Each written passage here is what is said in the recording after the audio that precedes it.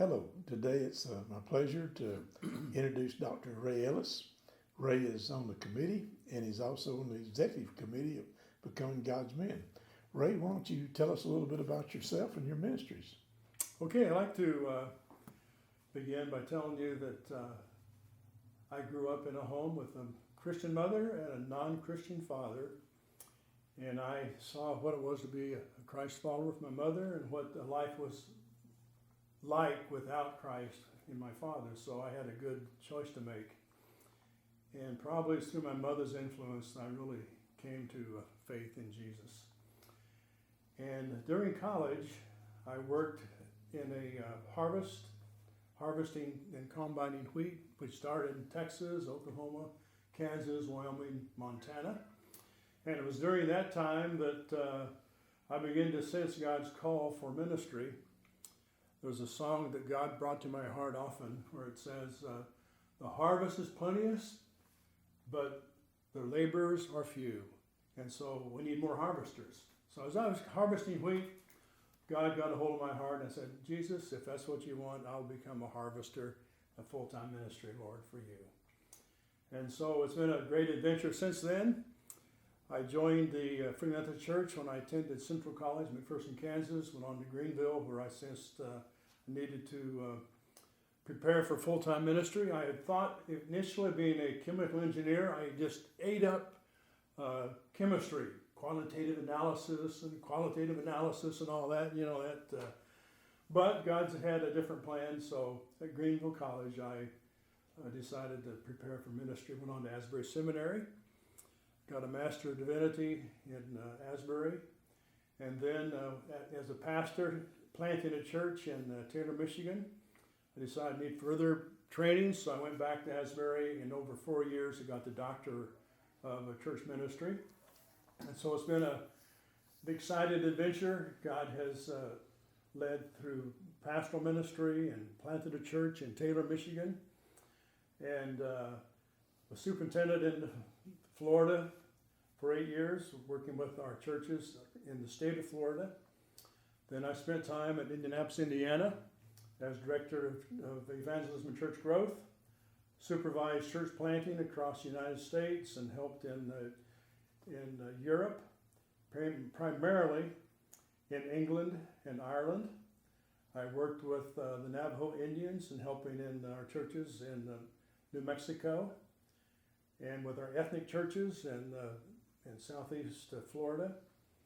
And so God has blessed and given many experiences in ministry. I took training as a church consultant, and a lot of my time has been in consulting with churches and in pastoral training. And I've discovered that it's easier to talk about church growth than it is to experience church growth as a pastor. But God is blessed in my pastoral ministry as well as in working with churches. One question we need to ask ourselves in working as a congregation, are we healthy? Healthy churches grow. Sick churches don't grow so well. And so the question is, if we're not experiencing growth, where are we sick? And part of the job as a consultant is to help a local congregation discover what areas are there maybe sickness. It could be spiritual, it could be in staffing, it could be in ministry programs, it could be in outreach. Often churches go into a decline when there's lack of prayer, when there's a lack of evangelism and outreach, when people are wearing too many hats and not involved in ministries, too many meetings and not enough ministry.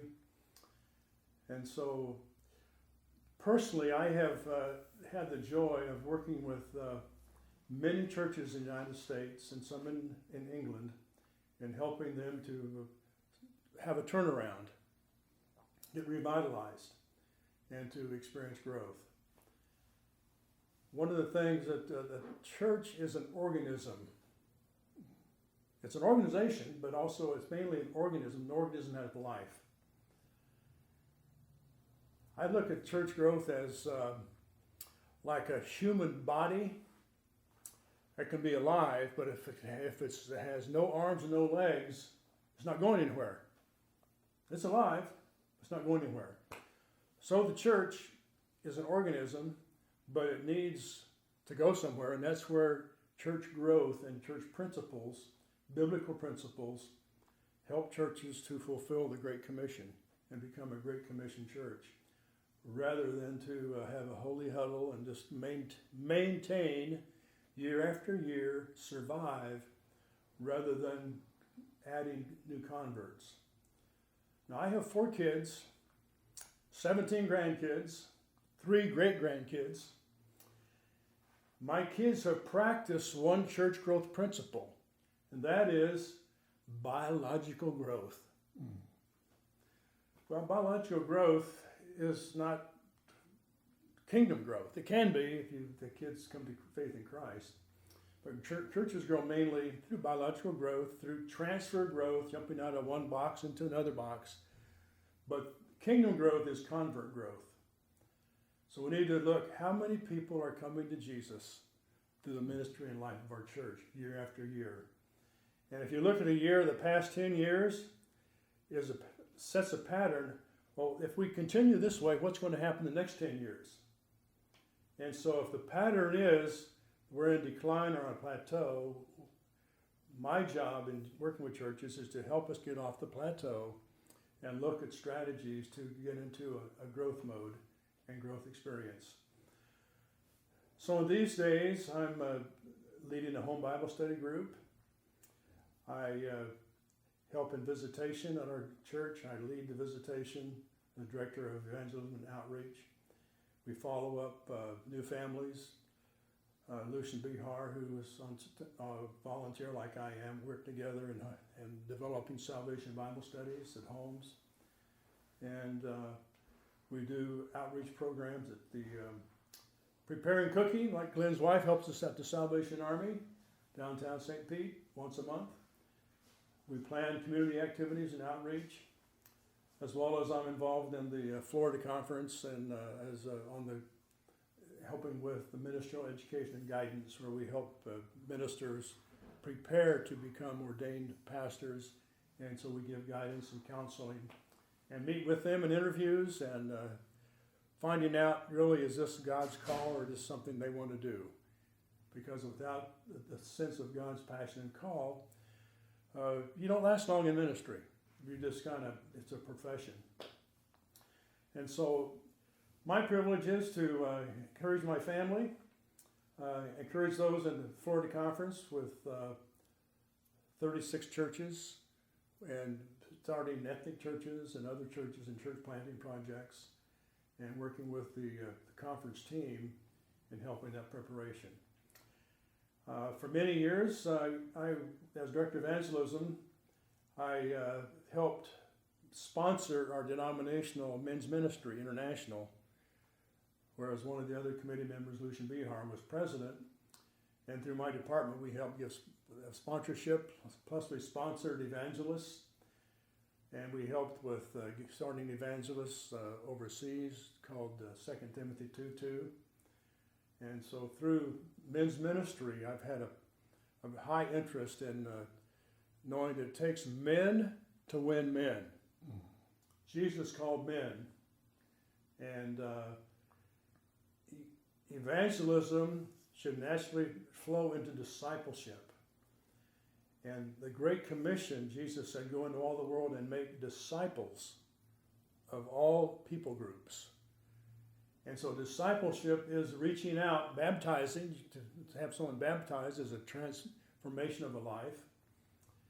And teaching them to obey all that I have taught you. So that obedience, that daily walk, that daily time with God. So there's a process of making disciples that part of men's ministry wants to be involved in, of disciple making, which is a process of evangelism, baptizing, training, teaching, to observe all that Jesus taught. And so it's a ongoing opportunity, and it's my privilege to work with Glenn and others on the committee as part of helping reach men for Christ, becoming the man God wants us to be. Ray, So anything you have to add to no, that? is there any contact information you'd like to share? I have a website that's www.churchconsultingnetwork.org. And on that I have a blog with many resources on evangelism, church growth. I have published manuals on church planting, manuals on, I have a Great Commission manual that local churches can use as a guide in getting revitalized. It's called the Great Commission Growth Manual, and other resources for training and evangelism.